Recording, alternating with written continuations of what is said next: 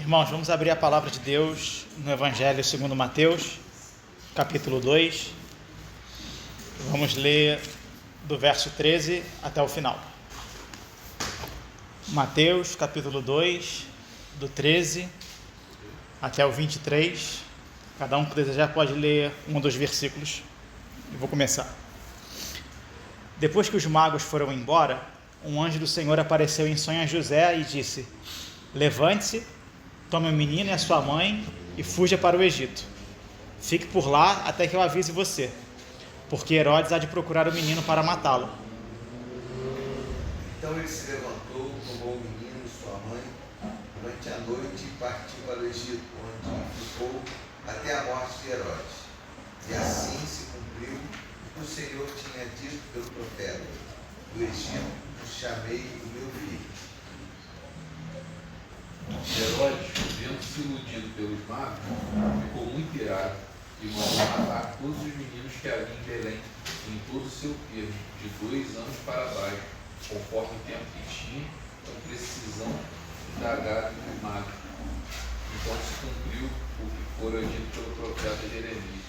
Ouviu-se um clamor em Ramá, um choro grande e lamento. Era Raquel chorando a seus filhos e não querendo ser consolada, porque ele já não existe.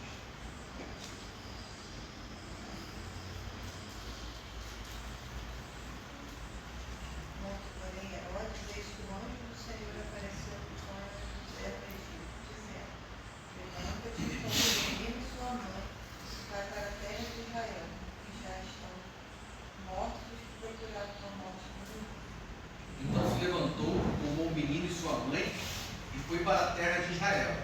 Ouvindo, porém, que Arquelau reinava na Judéia, em casa de Israel, temeu ir para lá. Mas avisado em sonho por divina revelação, retirou-se para as regiões da Galileia e foi habitar numa cidade chamada Nazaré, para que se cumprisse o que fora dito pelos profetas: ele será chamado Nazaré. Amém. Vamos ter mais uma palavra de oração, rapidamente. Senhor, muito obrigado pela Tua palavra. Pedimos que mais essa manhã o Senhor continue a falar aos nossos corações, como já tem falado. Que o Senhor abra os nossos olhos para ver as maravilhas da Tua lei. Nos dá um coração que venha se alegrar, se deleitar no Senhor. E que possamos sair daqui compreendendo um pouco mais a Tua profecia, os Teus propósitos, os Teus caminhos. E sendo encorajados a estar vivendo uma vida de comunhão, de proximidade com o Senhor. Em nome de Jesus, amém. Irmãos, só recordando o que Mateus está fazendo nesses primeiros capítulos, Mateus tem aquela grande ênfase de mostrar que em Jesus se cumprem as profecias relacionadas ao Messias.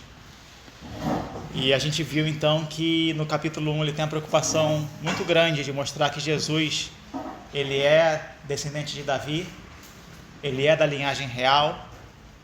E no capítulo 2, ele agora vai ter uma preocupação geográfica, de mostrar como que Jesus ele nasceu em Belém, de acordo com a profecia, embora ele fosse conhecido como Nazareno, como vindo de Nazaré. Então esse é o grande quadro que Mateus quer trazer para a gente, mas o que me chamou a atenção nessa passagem de hoje, que eu queria estar dividindo aqui com os irmãos, é sobre a vida cristã, sobre como que...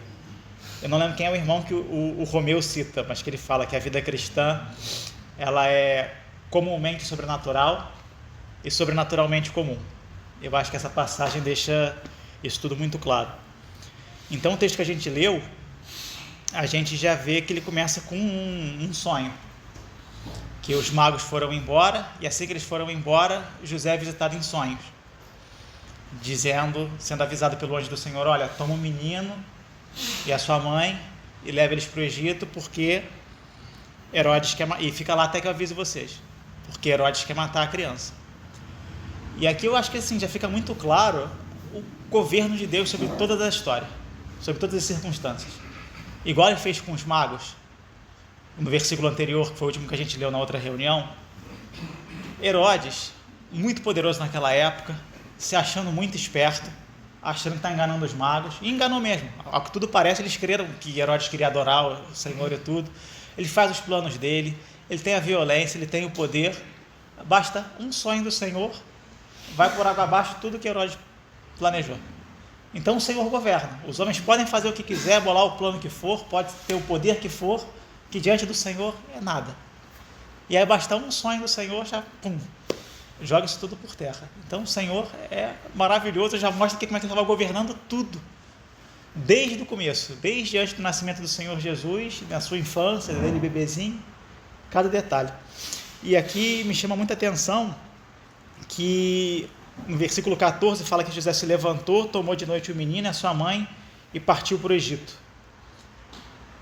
Como a gente já falou, irmão, José, que exemplo de prontidão, de obediência ao Senhor. Ele teve o sonho, ele acorda, na hora que ele acorda, ele pega, junta as coisas, pega Maria e Jesus e vai para o Egito. Que prontidão que esse homem tinha. Que obediência, que coração. Irmãos, como que a gente é apegado às coisas? Você, de repente, teve um sonho, tu levantava, largava tudo, deixava a tua casa para trás, tuas coisas para trás, para ir para o lugar que o Senhor te mostrou? Mas ele tinha esse coração. O Senhor falou, está falado. Eu vou obedecer. E aí vai para o Egito. E é interessante também mostrar aqui, né, que a gente até já viu isso na outra reunião. O texto, a partir de agora, começa a colocar Jesus já na frente de Maria. É o menino e a sua mãe. Porque, embora, lógico que o Senhor ama Maria e tem uma preocupação muito grande com Maria, a ênfase aqui é o Senhor Jesus. E mesmo sendo bebezinho, ele já é a figura proeminente na história. Ainda não temos desenvolvimento de todas as coisas, de tudo que vai ser, mas já tem essa ênfase em Jesus. E aqui a gente vê também esse cuidado do Senhor, essa soberania. Porque a gente tinha lido logo na reunião passada, o que os magos trouxeram? Ouro, incenso e mirra. Que eram coisas muito caras, que eram presentes dados a reis. E aí um pouquinho depois acontece isso, eles têm que fugir para o Egito, o Senhor já deu toda a provisão que eles iam necessitar para a viagem. Então o ouro, o incenso e a mirra muito provavelmente foram utilizados aqui, foram vendidos para custear essa viagem e a estadia deles no Egito. Então o Senhor, ele cuida de tudo. A gente fica tão preocupado com as coisas no futuro, né? Como é que vai ser, como é que não vai ser, se eu fizer isso, se eu não fizer aquilo, e o Senhor já tinha tudo programado, tudo esquematizado. E então a gente vê que ele fica para o Egito. E a gente sabe pela história que o Egito, ele era uma província romana nessa época, e ele tinha uma comunidade de judeus muito grande. Só em Alexandria, que era uma das maiores cidades da região, mais ou menos 1/3 da cidade era de judeu. E eram judeus, no geral, muito pobres. Mas vamos dizer, era um lugar em que José poderia encontrar essa acolhida para ele, para Jesus, para Maria. E a gente vê essa prontidão de José. Ele vai na mesma hora, ele vai de noite. E isso me chama muita atenção, irmãos, como que nós, muitas vezes, somos tardios em obedecer o Senhor. Em tantas coisas, irmãos. Tem coisas que o Senhor, às vezes, fala no nosso coração durante tanto tempo, e a gente é tardio em obedecer. Pecados que a gente não quer largar, às vezes amizades, parcerias que a gente não quer romper, às vezes maus hábitos que a gente sabe que está fazendo mal para a gente, está colocando não só a gente em risco, mas a nossa família em risco. E a gente não tem essa prontidão de obedecer o Senhor, de largar essas coisas. Mas José, ele teve, e ele vai para o Egito. E aqui, como a gente viu na outra reunião, Jesus está talvez aqui com um pouquinho menos de 2 anos. Então Jesus bem pequenininho. E a gente vê, né, que a família de José era uma família muito pobre. Porque quando eles vão apresentar Jesus no templo, eles fazem a oferta que estava prescrita na lei, eles oferecem os 2 pombinhos, as 2 rolinhas, porque era a oferta das pessoas mais pobres da terra. E aí, então, só voltando um pouquinho, né? E aí, como que o Senhor teve esse cuidado de dar para eles o ouro, a mirra e o incenso para poder custear a viagem de estadia deles. Então, eles vão para o Egito sem saber quanto tempo vai ficar. E, irmãos, aqui essa questão do Herodes querer matá-lo, quero só lembrar aqui com os irmãos, porque era uma coisa muito dentro do perfil de Herodes. Que Herodes era um homem terrível. Ele era conhecido como Herodes o Grande, ele era amigo do imperador, ele tinha governo de uma região muito vasta, só que ele era paranoico em relação ao trono dele. eu já compartilhei um pouco sobre isso na outra reunião, mas acho que vale a pena a gente lembrar e dar alguns detalhes a mais. O Herodes, assim que assumiu o trono, ele pegou os 2 antecessores dele, matou os apoiadores dos antecessores. Ele era judeu, só que ele era um judeu convertido, ele era descendente de Esaú, ele era idumeu. Então, quando você fala que o rei dos judeus nasceu, ele fica desesperado, porque caramba, vai vir um rei que tem linhagem para me questionar. E o Herodes era odiado pelo povo. Ele fez a reforma grandiosa no templo, que muita gente elogiou e tudo, mas ele era muito impopular. O pessoal detestava Herodes, e com uma certa razão, porque ele é um homem muito cruel. Ele casa depois, ele tem várias esposas, mas ele casa com uma judia da dinastia dos Asmoneus, que eram aqueles que tinham feito a revolta dos Macabeus, alguns séculos antes, contra o reinado lá dos Seleus, dos descendentes de Alexandre, e tiveram um século de liberdade mais ou menos. Eram considerados heróis dos judeus. Herodes se casa com uma mulher dessa dinastia, Mariane, e era a esposa preferida dele. Só que o que ele se sente ameaçado, ele manda matar. Então primeiro ele manda matar o cunhado dele, depois ele manda matar a sogra, depois mais para frente ele manda matar 3 filhos mais velhos dele, 2 dessa mulher que era a esposa preferida. Eles podem estar querendo ocupar meu trono, eles podem querer me passar para trás. Manda matar o próprio filho, depois um outro filho, depois um terceiro filho que ele tinha com outra mulher, porque casou com uma mulher da dinastia dos Asmoneus. Esse filho aqui, então, ele tem talvez uma pretensão de me tirar o trono, e mandou matar um terceiro filho, além da sogra, do cunhado, de opositores políticos. No início do reinado dele, ele descobriu uma conspiração contra ele. Ele mandou matar os 10 conspiradores e a família dos conspiradores. Tem uma frase que é atribuída a César Augusto, que era o imperador da época, quem colocou Herodes nessa posição, que o pessoal discute se essa frase realmente foi dele ou não, mas o pessoal, ele falava o seguinte, ele fez um jogo de palavras no grego. Ele falava assim: eu prefiro ser o porco de Herodes do que um filho de Herodes. Porque porco em grego é rus e filho é ruios. Aí teve um jogo de palavras, porque o porco é imundo para o judeu. Então o porco pelo menos ele mata à toa. Não vai matar à toa, mas o filho talvez ele mate. Então eu preferia ser um porco de Herodes do que ser filho de Herodes. Eu me senti mais seguro. O próprio Herodes, perto de quando ele vai morrer, ele manda prender uma série de nobres judeus e fala o seguinte: olha, quando eu morrer, mata eles todos também, porque eu quero que o luto seja verdadeiro. Eu quero que quando eu morrer todo mundo fique triste. Então era esse nível de homem que estava governando, e é esse homem que vai mandar matar essas crianças. Então, esse cuidado do Senhor de mandar José com a família para o Egito era muito justificado. Herodes era muito terrível mesmo em relação a isso. E a história nos relata que um pouquinho depois de mandar matar essas crianças, o Herodes vai morrer. Pouco tempo depois. Coisa de uns 4, 5 meses. Então, muito provavelmente, Jesus não chegou a ficar nem um ano no Egito. E aí aqui o texto nos fala, né? Isso aconteceu para se cumprir o que foi dito pelo Senhor por meio do profeta: do Egito chamei o meu filho. Esse texto é uma citação de Oséias 11:1. E se a gente for lá e ler esse texto, eu não vou ler ele todo aqui, porque a gente ia gastar muito tempo. Mas é um texto que está falando sobre o êxodo do povo, quando o povo sai do Egito. E aí é uma coisa meio curiosa, que um texto está falando lá do passado, de quando o Senhor tira a nação de Israel do Egito, está aplicando para Jesus, mas que coisa meio esquisita. E aqui é uma questão da profecia, né? Que a profecia muitas vezes ela tem vários níveis de cumprimento. Ela tem um cumprimento imediato, mas ela tem um cumprimento mais profundo lá na frente, no outro sentido. E a gente sabe que toda profecia, em algum grau, aponta para o Senhor Jesus, para a vida do Senhor Jesus. E a gente tem visto como que Mateus, sendo um homem que conhecia muitas escrituras, ele faz muitos paralelos entre a vida do povo de Israel como um todo e a vida de Jesus. Então a própria perseguição de Herodes com Jesus é um eco da perseguição de Moisés, de Faraó na época de Moisés, que manda matar todas as crianças do sexo masculino. Ele era um governante também autoritário, um governante cruel. Jesus vai ser o verdadeiro Moisés, que o próprio Moisés vai falar, olha, depois de mim o Senhor vai levantar um profeta, semelhante a mim, a eles vocês devem ouvir. A gente vai ver depois que Mateus vai fazer vários paralelos de Jesus com Moisés. A própria questão da tentação no deserto, no Sermão do Monte, e Moisés no Monte Sinai passando a lei para o povo. Tem vários paralelos, porque Jesus é o verdadeiro Moisés. Moisés apontava para Jesus. Só que Jesus, ele é também um tipo do povo de Israel.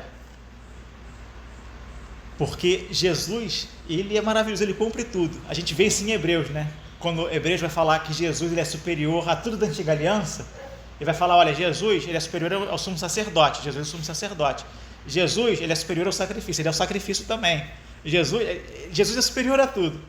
E aqui então, se a gente pega o contexto do capítulo 11 de Oséias, onde está essa citação, o profeta está colocando ali na voz do Senhor o desgosto do Senhor em relação à nação de Israel. Como que o Senhor tirou a nação de Israel do Egito para ser um povo peculiar para ele, para viver em obediência e independência, e o povo de Israel não quis. O povo de Israel desobedece ao Senhor vez após vez e falha no chamado do Senhor. Tanto que se a gente observar, a gente hoje em dia está tão acostumado com o Novo Testamento, com a vida do Senhor Jesus, que a gente muitas vezes não para pensar como que o Antigo Testamento termina, com Malaquias. Porque não parece uma história que teve fim, nem que está caminhando para o fim. Parece uma bagunça. Parece que o Senhor tinha um propósito maravilhoso para aquele povo, e o povo desobedeceu, e falhou miseravelmente, e foi para o cativeiro, e o Senhor tem misericórdia, traz o povo de volta do cativeiro, e o povo anda bem durante um tempinho, e depois falha miseravelmente de novo, e fica uma confusão. Então o Antigo Testamento, ele termina de uma forma muito confusa. Se fosse um filme, parecia um filme que acaba assim no meio, cheio de ponta solta, com tudo meio aberto.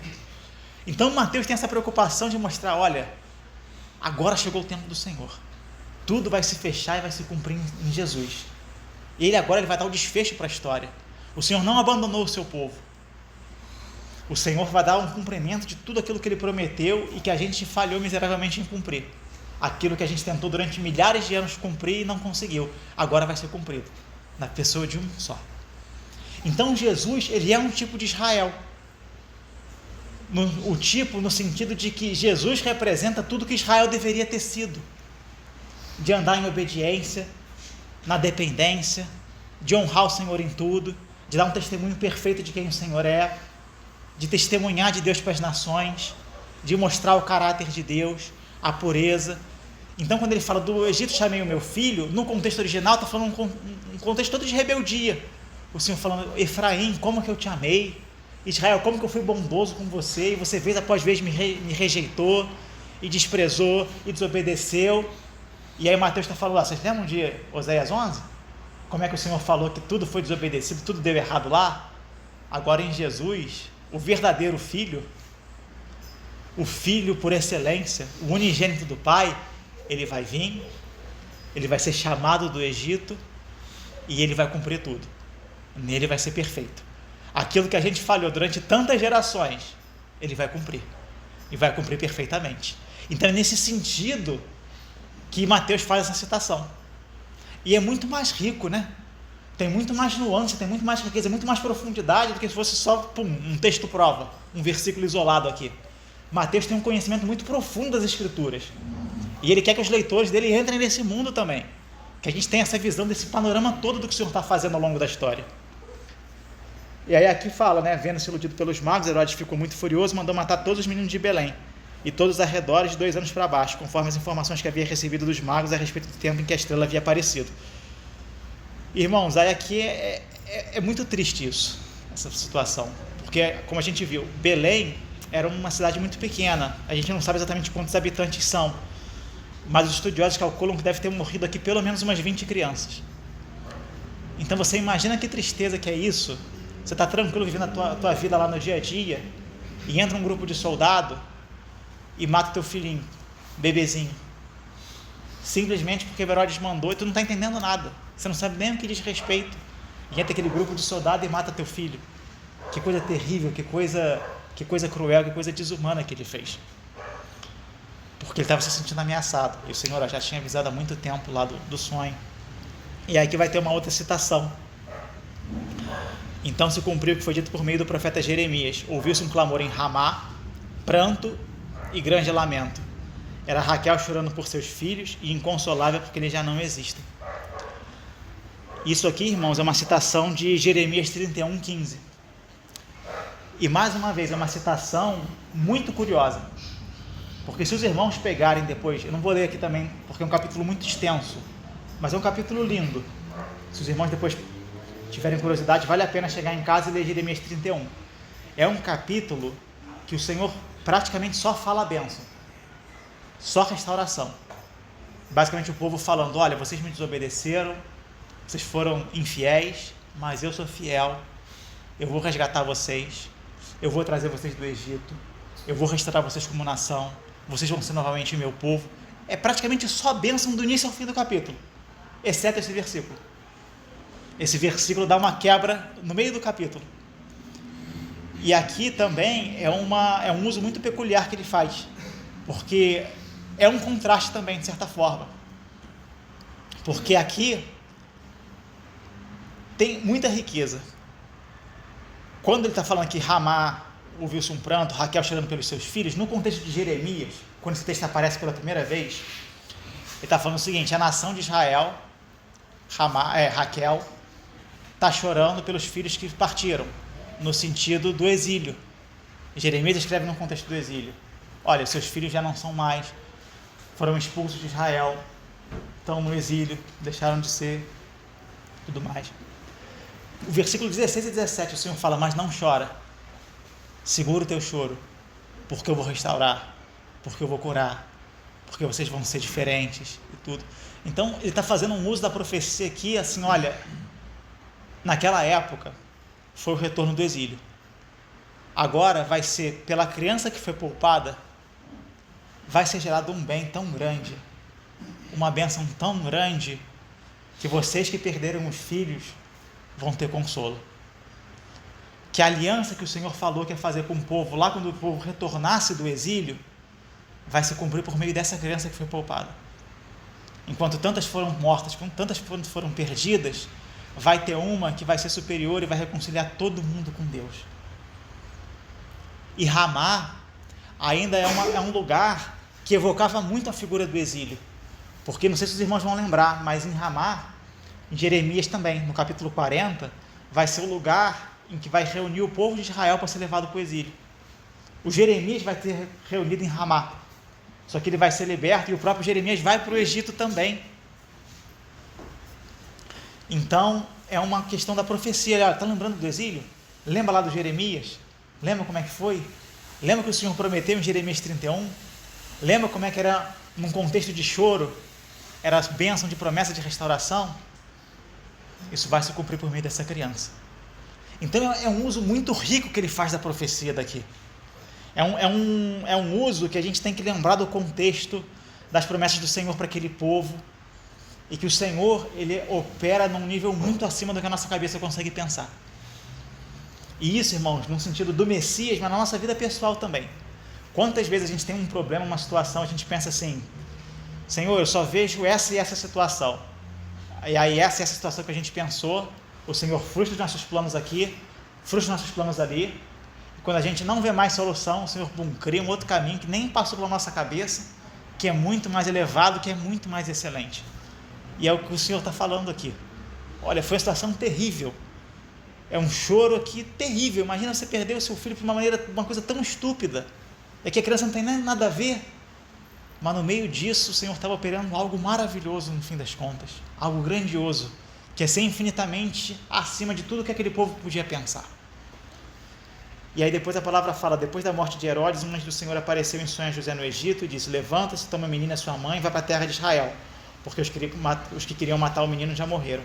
Irmãos, Flávio Joséfo, o historiador judeu, ele fala sobre a morte de Herodes, e foi terrível. Foi poucos meses depois que ele fez isso daqui, e Joséfo relata que Herodes foi tomado de alguma doença, ou uma série de doenças, que ele ficou com coceira no corpo todo, uma febre altíssima, que ele tinha cólicas estomacais terríveis, que as partes íntimas dele tiveram uma putrefação que chegou a dar verme, que ele ficou com um hálito extremamente fedorento, indicando provavelmente algum problema estomacal muito grave, que o intestino dele ficou cheio de úlceras, que ele se contorcia de dor o dia todo dia, durante um bom tempo até que ele morresse. E assim acabou Herodes o Grande, que fez essa crueldade toda com essas crianças. Então, assim, ele fez essa crueldade toda, mas isso não ficou alheio aos olhos do Senhor. Esse homem sofreu muito.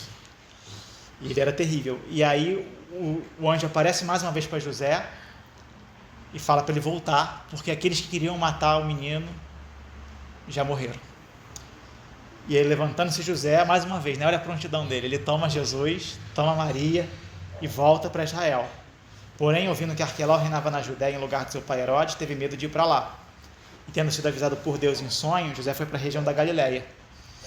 Irmãos, é só aqui para a gente entender um pouquinho a questão da história. Tem vários Herodes na Bíblia. O primeiro Herodes é esse que a gente viu, esse que morreu, que era o Herodes o Grande. Quando ele morre, o que era domínio dele é dividido entre 3 filhos dele. Arquelau, que foi terrível também, que foi o que ficou na região da Judéia e de Samaria, ali mais ao sul. Esse Arquelau, ele tinha a crueldade do pai sem a habilidade política. Ele era também extremamente impopular, um homem cruel também.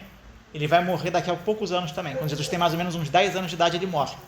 E quem assume no lugar dele é Pilatos, que a gente vai conhecer na história, que a gente vai encontrar ele. Aqui, então, na região da Judéia, onde José estava antes, lá em Belém, está esse homem, Arquelau. Segue os caminhos do pai, também preocupado com o trono, também odeia os judeus, então ele é perigoso. Então José resolve ir para Galileia, que lá está outro filho de Herodes, que é o Antipas. Os irmãos vão lembrar, Herodes Antipas, que é o que a gente vai vir encontrar ele também no ministério adulto de Jesus. E o terceiro filho é o Filipe, que a gente vai lembrar por causa de João Batista. Lembra que o Herodes Antipas, ele vai casar com a mulher do Filipe, que era irmão dele, e João Batista vai denunciá-lo disso, por isso vai morrer. Era isso, são os 3 filhos de Herodes. Então esse vai morrer daqui a um tempinho, depois tem o Filipe e tem o Antipas. Então José vai para a região da Galileia e foi morar numa cidade chamada Nazaré, para se cumprir o que foi dito por meio dos profetas. Ele será chamado Nazareno. E aqui, irmãos, essa é a terceira situação da profecia, e é uma situação mais complicada de todas, das 3 citações que Mateus faz aqui, porque os irmãos podem procurar bastante aqui. Aonde que está no Antigo Testamento escrito que ele vai ser chamado Nazareno? Não tem. No Antigo Testamento todo não tem. Nazaré sequer existia na época do Antigo Testamento. Era uma cidadezinha insignificante. Provavelmente foi fundada uns 100, 200 anos antes da época de Jesus. Então o que ele está querendo dizer aqui? Caramba, o que Mateus está fazendo aqui? De onde é que ele tirou isso? Um homem tão zeloso, tão meticuloso, de onde é que ele tirou essa frase? Se não está. Aí aqui, irmãos, ninguém tem uma resposta muito clara. Tem algumas possibilidades que eu vou aqui falar para os irmãos, mas não quero me demorar muito. Primeira coisa que a gente tem que chamar a atenção é que é uma das únicas 2 vezes que Mateus vai usar a seguinte frase: por meio dos profetas, no plural. Então isso talvez não queira indicar um profeta específico, mas talvez uma ideia geral que estava no Antigo Testamento em várias passagens. E aí os irmãos têm algumas possibilidades em relação ao que pode ser isso. Tem alguns irmãos que entendem que isso ser chamado de Nazareno, Mateus está fazendo um jogo de palavras com Isaías 11:1, quando fala que vai brotar um rebento do tronco de Jessé. A palavra tronco em hebraico é netzer, e Nazareno aqui, que do jeito que ele bota aqui no grego, é Nazaraios. Então seria um jogo de palavras entre o grego de rebento, o hebraico de rebento com o grego de Nazaraios, que teriam as mesmas consoantes, então estaria fazendo uma menção a isso. Jesus é o renovo de quem Isaías falava. Mas é um pouco complicado, porque ele está pressupondo que os leitores dele conhecem super bem hebraico, conhecem super bem grego e iam sacar esse jogo de palavras. Talvez alguns até conseguissem, mas é meio difícil. Tem outros que acham que Nazareno é parecido com Nazireu. Então estaria fazendo uma referência àquele que era totalmente consagrado a Deus, especificamente a vida de Sansão, que é chamado de Nazireu e era um profeta e tudo. Só que Sansão não é um bom modelo para Jesus, porque Sansão viveu uma vida moralmente muito complicada. Então ele é difícil de ser utilizado como tipo de Jesus, mas pode ser que tenha um jogo de palavras aí também. E curiosamente, o que alguns irmãos acham, e eu achei bem interessante essa possibilidade, me parece que faz bastante sentido, talvez o que Mateus está querendo chamar a atenção é justamente a ausência de uma citação direta. Mas em que sentido? Nazareno é um termo bem pejorativo, porque Nazaré era uma cidade insignificante, era uma cidade totalmente desprezível, e era uma cidade desconhecida. E um tema que a gente vai ver que várias vezes Jesus é chamado de Nazareno num tom ofensivo. A gente vai ver até lá no comecinho do Evangelho de João, quando Filipe encontra Natanael, ele fala, olha, encontramos o Messias. Ele fala, pode vir alguma coisa de boa de Nazaré? Pô, mas de Nazaré não, Filipe, está forçando a barra. O Messias vai vir de Nazaré? Não tem, e o pessoal vai falar muito mal de Nazaré, como um lugar desconhecido, ainda mais na Judéia, mais no sul, que o pessoal era mais elitizado, o pessoal nunca nem tinha ouvido falar. Então Nazareno seria quase uma ofensa, um tom pejorativo. Então, Mateus talvez estivesse fazendo referência aqui a várias profecias do Antigo Testamento que falam que o Messias ia ser desprezado, que ele não seria conhecido pelo seu povo. A gente vai ver profecias nesse sentido em Zacarias, no capítulo 9 até o capítulo 14, do Messias sendo rejeitado, o Messias que é o pastor cujas ovelhas não reconhecem a sua autoridade. Tem alguns salmos que falam sobre isso, Salmo 22, Salmo 67, se eu não me engano, Isaías 52, 53, fala do servo do Senhor sendo rejeitado, o Messias. Então ele está falando, olha, ele foi chamado de Nazareno para cumprir aquilo que os profetas falavam, que o Messias seria desconhecido e seria rejeitado. Em João 7, quando estão se discutindo assim, Jesus é o Messias ou não é? O pessoal fala, não tem como ser, porque a gente sabe onde ele veio, mas quando Cristo vier, a gente não sabe de onde vai vir. Tinha esse senso por grande parte da população de Israel. O Messias vai vir de um lugar de desconhecido. Pô, e Nazaré? Nazaré é aquele buraco, aquele lugar lá longe, coisa terrível. E é uma ofensa. Então ele ser chamado de Nazareno, talvez seja isso que Mateus quer dizer, é o cumprimento daquilo que tantos profetas, por isso profetas no plural, falaram. Ele vai ser desconhecido, ele vai ser rejeitado, ele vai ser como que quem os homens escondem o rosto. Então, muito interessante, muito rico, mas é difícil de gravar com certeza o que é isso aqui. E aí, irmãos, nesse sentido, eu queria falar um pouquinho sobre a cidade de Nazaré, porque aqui eu acho que tocou muito meu coração estudando Nazaré para essa reunião de hoje. Nazaré é uma região, uma cidadezinha que ficava na Galileia, ela era muito pequenininha. Se Belém era pequena, Nazaré era menor ainda. Nazaré, os estudiosos mais otimistas botam ela com 1.000 habitantes. A maioria bota com poucas centenas, alguns chegam a dizer que tinha uns 100 habitantes só. Ela ficava num lugar alto, numa bacia rasa, assim, no topo de um cume, que tinha uma descida de 244 metros, uma descida íngreme, de maneira que o caminho para você descer eram umas trilhas estreitinhas, ruim pra caramba de descer. Era um lugar que não tinha muita terra fértil, mas era o que tinha. Tinha umas pedras, tinha umas coisas assim. E estava perto de grandes centros. Tem uma cidade chamada Séforis, que era uma rota comercial uma cidade comercial muito importante, que ficava a 6 quilômetros dali. Em menos de 2 horas tu chegava lá andando. Só que Nazaré não tinha praticamente nada. Nazaré ficava nesse lugar alto. Dizem que tem uma vista maravilhosa, que a vista lá de Nazaré é uma coisa incomparável, mas é uma cidade que não tinha perspectiva quase nenhuma. Poucas casas, poucas pessoas, uma terra que não é muito fértil e meio longe de tudo. Então, embora muita gente de Nazaré descesse para Séforis e para as cidades vizinhas, as pessoas das cidades vizinhas tinham muito pouca razão para ir para Nazaré, que é uma cidade sem atrativo nenhum. E lá que o Senhor Jesus vai ficar. E se Jesus voltou, mais ou menos nessa época aí, que logo depois que Herodes morreu, Jesus, quando chegou em Nazaré, ele chegou quando ele não tinha nem 3 anos, talvez por volta de 3 anos, e vai ficar lá até os 30, 27 anos. Então você imagina o Senhor da glória, o Messias, o mestre dos mestres, o rei dos reis, vai ficar num buraco. Galileia, que já era uma região desprezada. Galileia, irmãos, comparado à Judéia, a Judéia, mais ou menos talvez igual ao Brasil. O sul do Brasil, no geral, é mais próspero, tem um pessoal com uma instrução um pouco maior, e o norte e o nordeste do Brasil é um pessoal mais pobre, com uma instrução menor. E muita gente do sul despreza o pessoal do norte e do nordeste. Então, assim, fazendo um comparativo bem imperfeito, é como se Jesus nascesse, crescesse, passasse ali 27 anos da sua vida numa cidade do interior do sertão do Nordeste. Aquelas que mal está no mapa.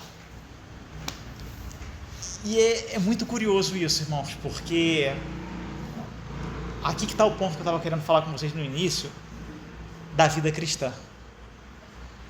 O início da vida de Jesus é um início muito intenso, cheio de vários atos miraculosos.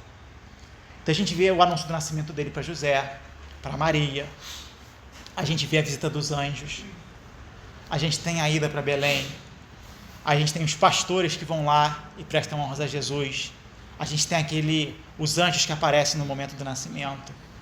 Aí depois, com poucos dias, Jesus vai apresentado no templo, tem Ana e Simeão, que reconhecem Jesus como Messias, fazem aquelas profecias maravilhosas. Um pouco depois tem os magos, aí depois Jesus vai para o Egito, depois Jesus volta. Então é um início de vida extremamente agitado, cheio de fatos muito marcantes. Só que depois são 27 anos de silêncio.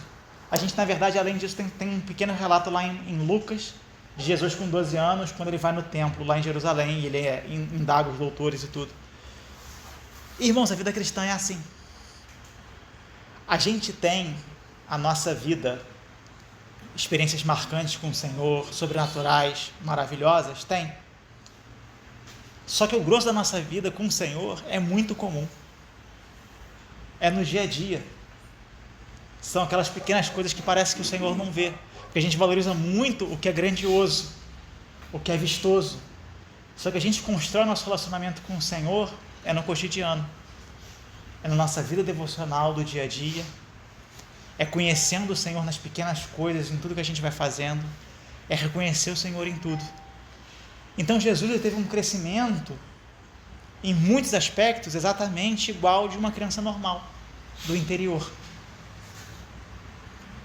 E a gente vai ver que Jesus, a palavra não fala praticamente nada desse período, e Lucas vai dizer 2 vezes que ele crescia.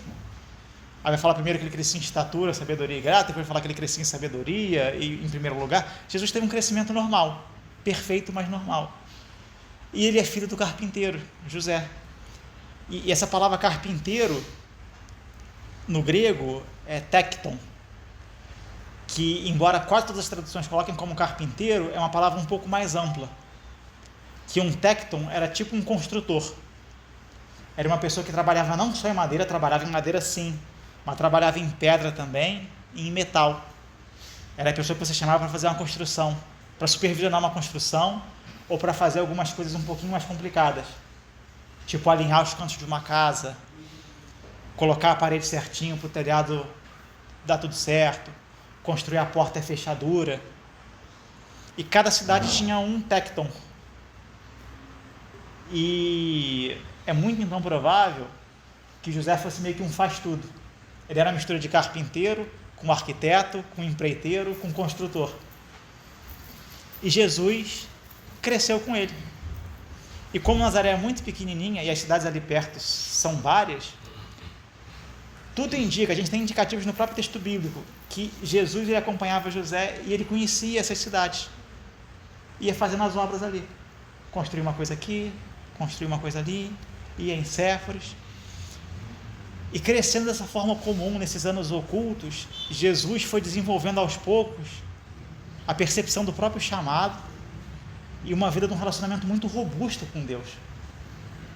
A gente vai ver que, por exemplo, Caná, onde Jesus vai fazer o primeiro casamento, o primeiro milagre no casamento, é uma cidade pertinha de Nazaré, que é onde Natanael era. Pô, pode ver uma coisa boa de Nazaré? Irmãos, quem você chama para o casamento? É uma pessoa que você tem algum convívio, que você tem algum contato. Então é bem possível que Jesus tenha conhecido os noivos lá do casamento de Caná em serviços que ele fazia de vez em quando em Caná, que dava para você ir e voltar no mesmo dia. E aí então imagina José e Maria.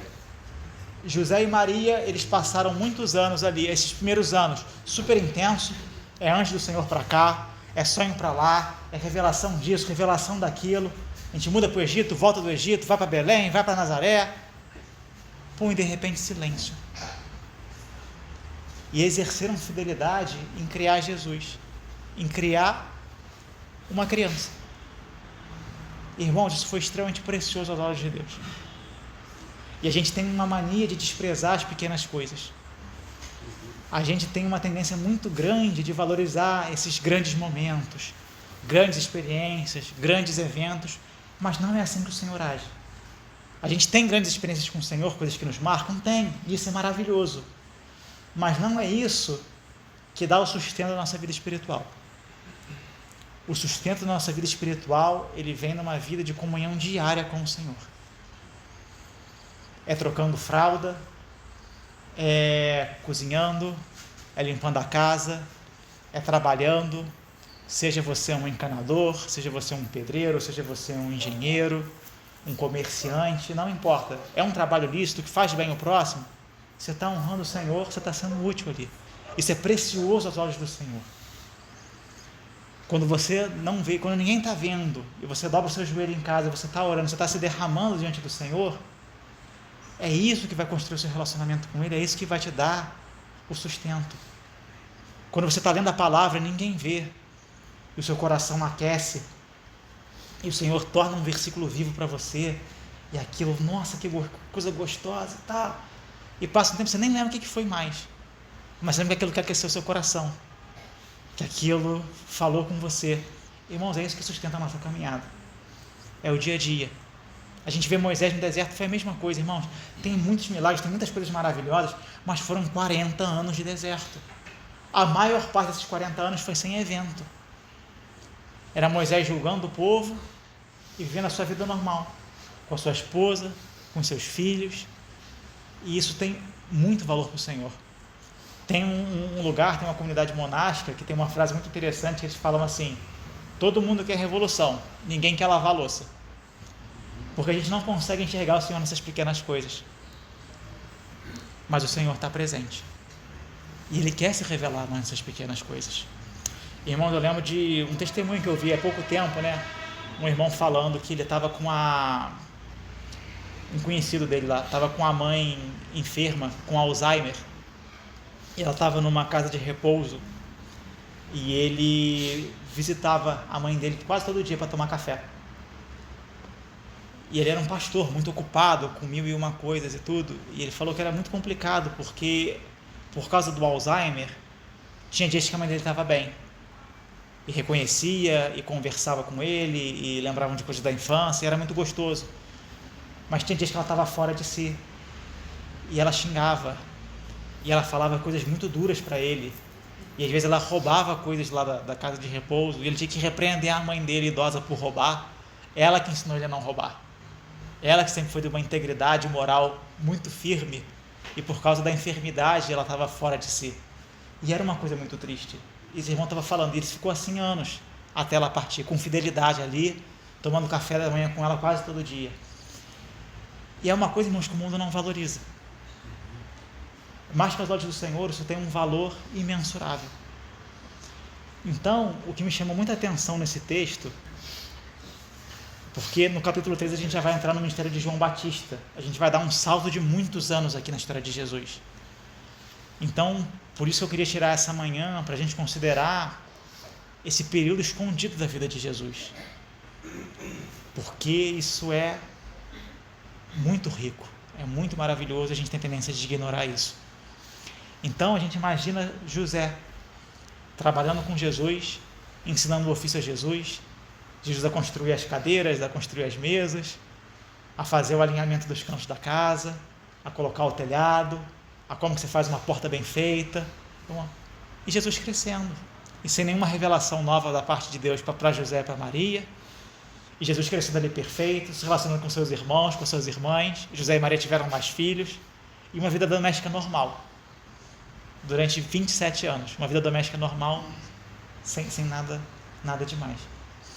Então, assim, irmãos, você tem um trabalho chato às vezes, você tem uma rotina pesada, às vezes, de cuidar de filho, é aquela coisa assim que às vezes parece muito maçante no dia a dia, nossa, não muda nada. A casa, irmãos, casa é uma coisa assim, muito ingrata de cuidar, porque a casa tem que estar sempre sendo limpa, tem que estar sempre sendo arrumado, parece que é um trabalho que não tem fim, igual a louça para lavar. Tu terminou de lavar a louça, aí passa umas horas, já faz a comida de novo, já tem mais louça de novo, parece que o negócio não acaba, por mais que tu lava, nunca acaba aquele negócio, e às vezes dá na gente esse senso de cansaço, esse senso assim, que coisa chata, que valor tem isso, que eles estão me dedicando às grandes causas espirituais. Olha tantos irmãos que estão fazendo trabalho com os pobres, estão evangelizando o mundo afora, estão sendo missionários. Irmãos, esse trabalho pequeno, ele é de uma grande valia se for feito aos pés do Senhor. Se for feito com o coração correto, isso tem um valor eterno. Irmãos, qual é o valor de Jesus ter sido criado no temor do Senhor por José e por Maria, nessa cidadezinha, lá do interior do Nordeste, pequenininha aqui, ninguém dava nada.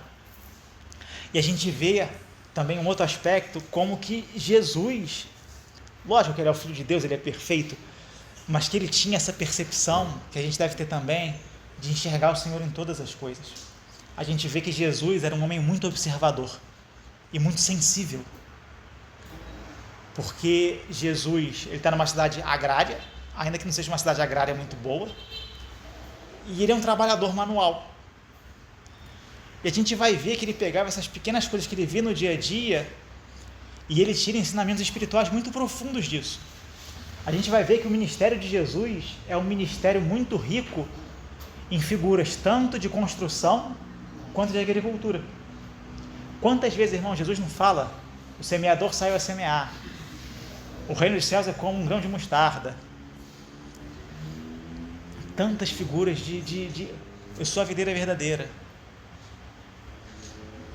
Irmãos, quantas figuras agrárias que o Senhor usa, de planta, de crescimento, de trigo, de colheita.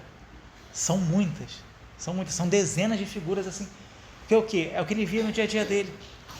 No dia a dia ele tinha esse olhar, ele tinha essa sensibilidade de extrair ensinos espirituais de pequenas coisas que ele via no dia a dia. Então ele via o pessoal plantando, ele via ano após ano aquele ciclo de colheita e semeadura, e como é que o povo se alegrava, e a coisa dava certo, às vezes dava errado, e aí vinha a praga e tal, aí ele via, e os tipos de solo.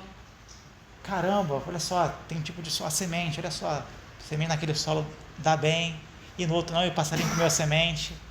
E olha só que interessante, ele é aquele meu vizinho lá quando plantou a semente no solo pedregoso, como é que foi? Ele tinha essa sensibilidade. E da mesma forma com a construção. Jesus vai falar várias vezes de figuras de construção. Vai falar da casa da areia, da casa da rocha, de fundamento. Ele vai falar: olha, o reino dos céus é semelhante a um homem que plantou uma vinha, construiu um valado, edificou uma torre, tudo mais. Aí ele fala: olha, quando a pessoa vai construir uma torre, ela pensa muito bem no custo de construir essa torre, para que não fique sem material no meio do caminho, a torre fique incompleta e ele seja motivo de vergonha, depois zombaria. Aí ele fala: olha, tinha um homem rico que ele falava: olha, eu tenho muitos bens, vou derrubar meus celeiros, vou construir celeiros novos. Então Jesus tinha essa questão, tanto das construções quanto da agricultura. Então ele tinha essa sensibilidade de ver Deus em todas as coisas. E é algo que a gente tem que ter também. E Nazaré, ainda num certo sentido, tem uma posição privilegiada em relação a muitos eventos de Israel que aconteceram ali perto, que estavam ou visíveis de Nazaré ou quase visíveis. Quando Elias tem um confronto com os profetas de Baal no Monte Carmelo, é ali perto. Quando Acabe vai ser repreendido por causa da vinha de Nabote, que ele mata o Nabote para ficar com a vinha dele e tudo, é ali perto. Jonatas e Davi, quando eles têm passagens importantes do relacionamento deles, que eram ali perto, tanto de situações boas como situações ruins, tudo ali ao redor de Nazaré. Então Jesus cresceu com essa sensibilidade, vendo Deus em todas as coisas do dia a dia, enxergando o Senhor no trabalho cotidiano, nos ritmos da vida comum, e ele pensava na história de Israel, provavelmente, meditava. Poxa, eu olhava lá, olha lá o Monte Carmelo ali. Nossa, aquela situação de Elias com o profeta de Baal, né? Olha só como é que é o coração do povo. Poxa, e ali teve aquela situação do Eliseu, ia lá Davi, e ele lembrava, provavelmente, né? A palavra não diz isso, mas eu acho muito provável. E ele meditava sobre os reis, sobre os profetas, na grande história que ele estava inserido. Irmãos, a gente está inserido numa grande história, um projeto do Senhor que vem aí ao longo, vem desde antes da fundação do mundo, né? Do Senhor redimir um povo para si, de restaurar a criação, de implementar um novo reino aqui que já foi inaugurado, já e ainda não. Aspectos desse reino a gente já pode viver hoje, uma vida plena com o Senhor hoje, ainda que vai ter uma manifestação mais abundante mais na frente, mas o Senhor chama a gente para hoje, é no trocar fralda, no lavar a louça, no fazer aquela planilha chata de conta no teu trabalho, que o Senhor esteja presente nisso, que o Senhor te veja nisso, que você, quer dizer, que o Senhor te veja, o Senhor está sempre te vendo, que você veja o Senhor nisso. Eu li essa semana um irmão contando uma experiência que ele teve, que me tocou muito, um irmão chamado Dallas Willard. Ele fala que ele estava na África do Sul e teve um aluno dele que chamou ele para ir numa praia. Ele, olha, essa praia é muito bonita, professor, tu tem que ver a praia e tal. Ele, tá bom, você me chamou, eu vou. Eu falei assim, já viu um monte de praia, nada demais. E ele fala que quando ele chegou naquela praia, ele ficou assim deslumbrado, com o sol, com as ondas quebrando, com a areia, a beleza daquilo tocou ele de uma forma tal que ele teve uma revelação espiritual. Ele falou assim, caramba, agora eu entendi como que o Senhor fala que a criação é muito boa. Porque o Senhor vê essa beleza daqui o tempo todo, de todos os ângulos possíveis. E não só essa aqui, mas no mundo todo. Todas as praias, todos os penhascos, os fundos dos oceanos, as galáxias, os planetas, todo o universo. O Senhor experimenta todo o universo em todo o tempo. E Ele vê a beleza dele, a plenitude em todo lugar, da forma mais ampla possível. Então Deus é um Deus alegre, é um Deus que ama a beleza, é um Deus que se deleita. A criação é um transbordado ser de Deus, com a sua plenitude. Ela está maculada pelo pecado, mas ela ainda tem um resquício da sua glória. A gente vê uma beleza, um deslumbramento, uma coisa assim. Ele falou, nossa, que Deus maravilhoso que a gente tem, que Deus grande, que Deus criativo, que Deus que gosta do que é belo, do que é bonito. Olha a riqueza dos sentidos aqui, o sol aquecendo a minha pele, eu ouvindo o barulho das ondas quebrando ali, o cheiro da maresia. Nossa, todos os sentidos aqui dessa visão da praia. Imagina o Senhor está vendo isso tudo do universo todo. Aí, irmãos, lendo isso, eu lembrei do irmão Romeu falando, né, que de vez em quando o pessoal descobre um peixe abissal novo. O peixe fica não sei quantos quilômetros debaixo d'água e tal, que ninguém nunca sabia que existia o negócio. E aí tem gente que pergunta, mas para que Deus criou esse peixe, se a gente só descobriu ele agora? E aí o irmão Romeu falava assim, irmão, não é para você não, é para Cristo. Tudo foi criado para Cristo. O universo todo é para Cristo. É para o deleite dele. E para nós também, em segundo grau, sabe? Então o Senhor está presente em toda a criação, em tudo. E o Senhor está presente em todos os lugares. E aí ele falou que quando ele viu essa praia, ele foi tomado de um senso da presença de Deus. Essa percepção, caramba, o Senhor está presente em cada cantinho do universo. Não tem nenhum lugar que o Senhor não esteja. Por consequência, não tem um lugar que eu vou estar desamparado. Não tem um lugarzinho que eu vou estar sozinho. Que o Senhor não vai estar comigo cuidando de mim, me guardando. Super presente. Caramba, se eu tenho um Deus presente assim, por que eu vivo tão ansioso? Por que eu vivo com tanto medo? Por que eu vivo tão preocupado, tão aflito? Se esse Deus tão grande, tão maravilhoso, está comigo presente em cada momento, em cada lugar, dessa forma plena. Aí ele falou, aí esse irmão estava comentando, irmãos, aí nesse dia eu acho que um aspecto muito importante da vida espiritual é a gente aprender e crescer nessa percepção da presença do Senhor. Em todos os lugares, em todas as coisas, por mais insignificante que seja, por mais grandioso que seja, o Senhor está presente, o Senhor está conosco. Então, irmãos, a gente pode ter sonho, pode ter revelação, a gente tem experiências grandiosas com o Senhor, coisas maravilhosas. Glória a Deus por isso. Não quero menosprezar isso, não acho que isso não deve ser buscado, mas que a gente entenda, o grosso da vida cristã, 99% da vida cristã, é no dia a dia, é nas pequenas coisas, é no ordinário. O Senhor se manifesta no ordinário, no comum, em milhões e milhões de irmãos e irmãs, nos maiores lugares do mundo, seja lá no centro comercial de Nova York, seja no interior do sertão do Nordeste, o Senhor está aí igualmente presente, igualmente amoroso, igualmente pronto a nos ajudar, a nos abençoar. É isso que eu queria deixar com os irmãos essa manhã. Se algum irmão desejar complementar alguma coisa, queria que tenha algo da parte do Senhor. Acabou que eu me estendi um pouquinho no tempo, mas se for rapidinho pode falar.